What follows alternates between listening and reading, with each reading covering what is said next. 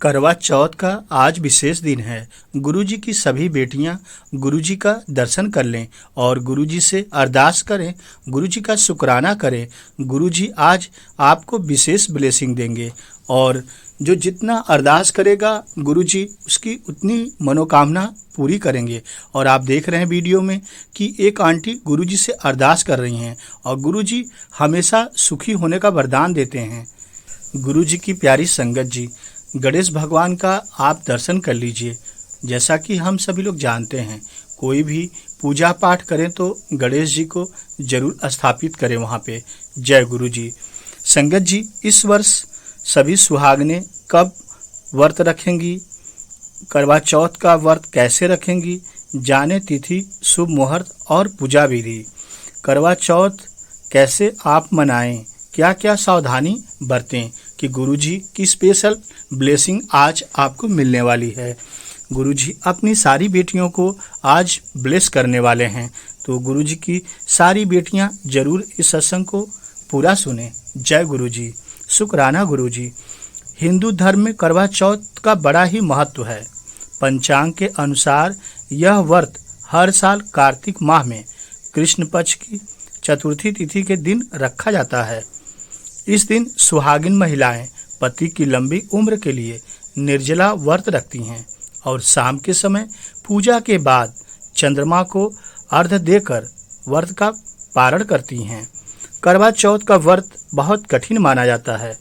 इस दिन सुहागिन महिलाएं सूर्योदय से लेकर चंद्रोदय तक उपवास भी रखती हैं। यह पर्व पति पत्नी के अटूट रिश्ते की बहुत बड़ी मिसाल है। कहा जाता है कि करवा चौथ का व्रत रखकर करवा माता की पूजा करने से अखंड सौभाग्य की प्राप्ति होती है और वैवाहिक जीवन सुखमय रहता है। ऐसे में आइए जानते हैं इस साल करवा चौथ कब और इस दिन पूजा का शुभ मुहूर्त क्या है। और गुरुजी हमेशा कहते थे कि शिव पुराण पढ़ो और शिव की भक्ति करो, और करवा में इस बार भगवान भोलेनाथ का वास होने जा रहा है। जय गुरुजी। आगे सुनते हैं। इस वर्ष कार्तिक मास के कृष्ण पक्ष की चतुर्थी तिथि की शुरुआत 31 अक्टूबर मंगलवार को रात 9:30 से हो रही है। यह तिथि अगले दिन 1 नवंबर को रात 9:29 तक रहेगी।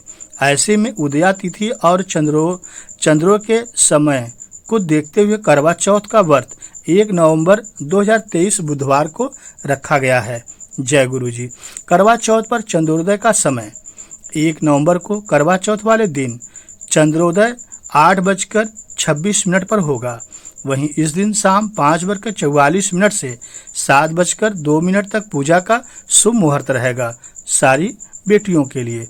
संगत जी, करवा चौथ पर बन रहा शुभ संयोग 1 नवंबर को करवा चौथ के दिन सर्वार्थ सिद्धि और शिव का योग बन रहा है।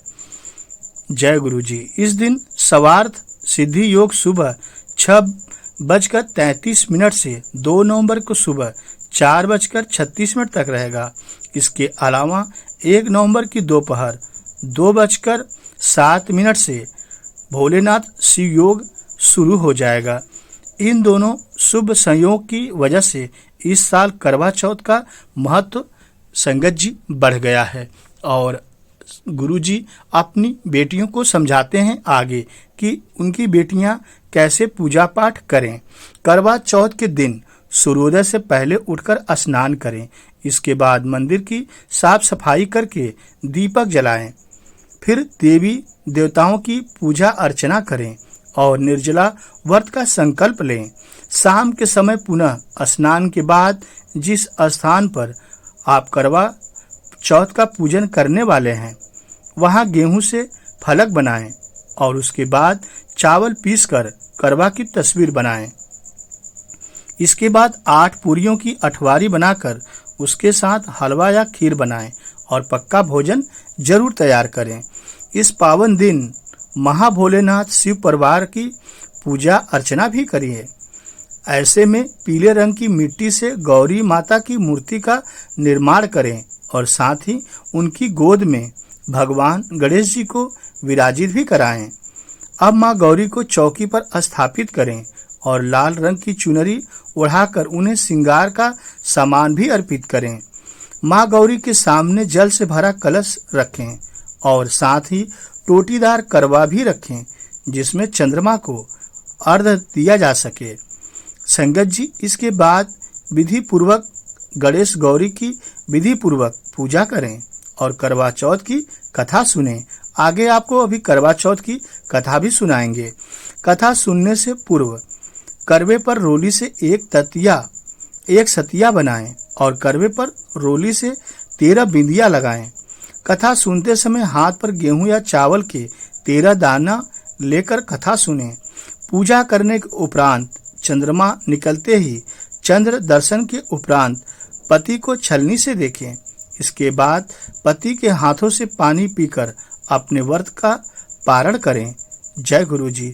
सभी सुहागन महिलाओं की करवा चौथ की ढेर सारी गुरु जी ब्लेसिंग दे रहे हैं, आशीर्वाद दे रहे हैं कि सभी बेटियां खुशहाल रहें, उनका परिवार पूरा खुशहाल रहे, लंबी आयु हो।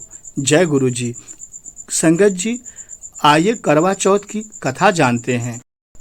संगत जी, करवा चौथ की कथा बहुत ही ध्यान से सुने। बहुत समय पहले की बात है। एक साहूकार के 7 बेटे और उनकी एक बहन करवा थी। सभी 7 भाई अपनी बहन करवा से बहुत प्यार करते थे, यहाँ तक कि वे पहले उसे खाना खिलाते थे और बाद में स्वयं खाना खाते थे। एक बार उनकी बहन ससुराल से मायके आई हुई थी। शाम को भाई जब अपना व्यवसाय बंद करके घर आए तो देखा उनकी बहन बहुत व्याकुल थी। सभी भाई खाना खाने बैठे और अपनी बहन से भी खाने का आग्रह करने लगे, लेकिन बहन ने बताया कि उसका आज करवा चौथ का निर्जला व्रत है और वह खाना सिर्फ चंद्रमा को देखकर उसे अर्घ्य देखकर ही खा सकती है। चूंकि चंद्रमा अभी तक निकला नहीं है, इसलिए वह भूख प्यास से व्याकुल हो उठी है। संगत जी, आगे होता है, सबसे छोटे भाई को अपनी बहन की हालत देखी नहीं जाती और वह दूर पीपल के पेड़ पर एक दीपक जलाकर चलनी की ओट में रख देता है। दूर से देखने पर वह ऐसा प्रतीत होता है कि जैसे चतुर्थी का चांद उदित हो रहा हो, अर्थात चांद निकल रहा हो, जबकि यह मिथ्या था, झूठ था, उसने गलत किया था।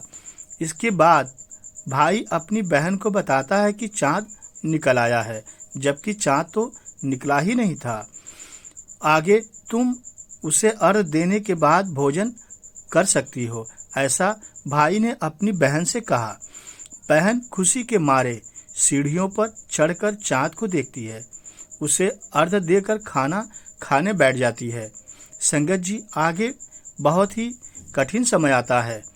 वह पहला टुकड़ा मुंह में डालती है तो उसे छींक आ जाती है, दूसरा टुकड़ा डालती है तो उसमें बाल निकल आता है और जैसे ही तीसरा टुकड़ा मुंह में डालने की कोशिश करती है तो उसके पति की मृत्यु समाचार उसे मिलता है कि उसकी पति की मृत्यु हो गई है। वह बौखला जाती है। संगत जी, उसकी भाभी उसे सच्चाई से अवगत कराती हैं कि उसके साथ ऐसा क्यों हुआ। करवा चौथ का व्रत गलत तरीके से टूटने के कारण देवता उससे नाराज हो गए और उन्होंने ऐसा किया है कि उसके पति की मृत्यु हो गई। सच्चाई जानने के बाद करवा निश्चय करती है कि वो अपने पति का अंतिम संस्कार नहीं होने देगी और अपने सतीत्व से उन्हें पुनर्जीवन दिलाकर ही रहेगी। वह पूरी 1 साल तक अपने पति के शव के पास बैठी रहती है, उसकी देखभाल करती है, उसके ऊपर उगने वाली सुईनुमा घास को वह एकत्रित करती जाती है। 1 साल बाद फिर करवा चौथ का दिन आता है। उसकी सभी भाभियां करवा चौथ का व्रत रखती हैं। सब भाभियां उससे आशीर्वाद लेने आती हैं तो वह प्रत्येक भाभी से यम सुई ले लो, पिए सुई दे दो, मुझे भी अपनी जैसी सुहागिन बना दो, ऐसा आग्रह करती है। लेकिन हर बार भाभी उसे अगली भाभी से आग्रह करने को कह के चली जाती हैं। इस प्रकार जब छठे नंबर की भाभी आती हैं तो करवा उससे भी यही दोहराती है। यह भाभी उससे बताती हैं कि चूंकि सबसे छोटे भाई की वजह से उसका व्रत टूटा था, अतः उसकी पत्नी में ही शक्ति है कि वह तुम्हारे पति को दोबारा जीवित कर सकती है। इसलिए जब वह आए तो तुम उसे पकड़ लेना, और जब तक वह तुम्हारे पति को जिंदा न कर दे उसे नहीं छोड़ना। ऐसा कहकर वह चली जाती है। संगत जी, सबसे अंत में छोटी भाभी आती हैं। करवा उनसे भी सुहागिन बनने का आग्रह करती है, लेकिन वह टाल मटोल करने लगती हैं। इसे देखकर करवा उन्हें जोर से पकड़ लेती है और अपने सुहाग को जिंदा करने के लिए कहती है। भाभी उससे छुड़ाने के लिए नोचती हैं, खसोटती हैं, लेकिन करवा उन्हें नहीं छोड़ती है, पकड़े ही रहती है और लगातार कहती है, मेरे पति को जिंदा कर दो। बहुत ही अरदास करती है। अंत में उसकी तपस्या को देख भाभी पसीज जाती हैं और अपनी छोटी उंगली को चीरकर उसमें से अमृत उसके पति के मुंह में डाल देती हैं। करवा का पति तुरंत श्री गणेश कहता उठ बैठता है। इस प्रकार प्रभु की कृपा से उसकी छोटी भाभी के माध्यम से करवा को अपना सुहाग वापस मिल जाता है। हे श्री गणेश, माँ गौरी, जिस प्रकार करवा को चीर सुहागन का वरदान आपसे मिला है, वैसे ही सब सुहागिनों को मिले। जय गुरु जी। संगत जी, गुरु जी आपको जरूर ब्लेस करेंगे। संगत जी, गुरु जी महाशिव हैं और गुरु जी को सब पता है, और जैसा कि आपने कथा में सुना, ऐसी गलती आप कभी न करें।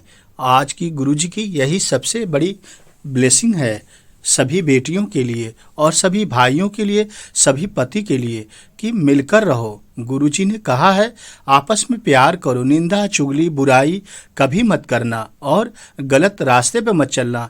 एक गलत रास्ता कहाँ से कहाँ पहुँचा दिया, कथा में आपने सुना।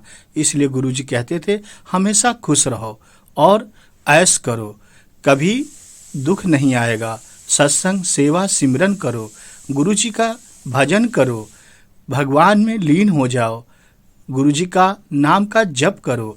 जितना जप करोगे उतना ब्लेसिंग मिलेगा। जय गुरुजी।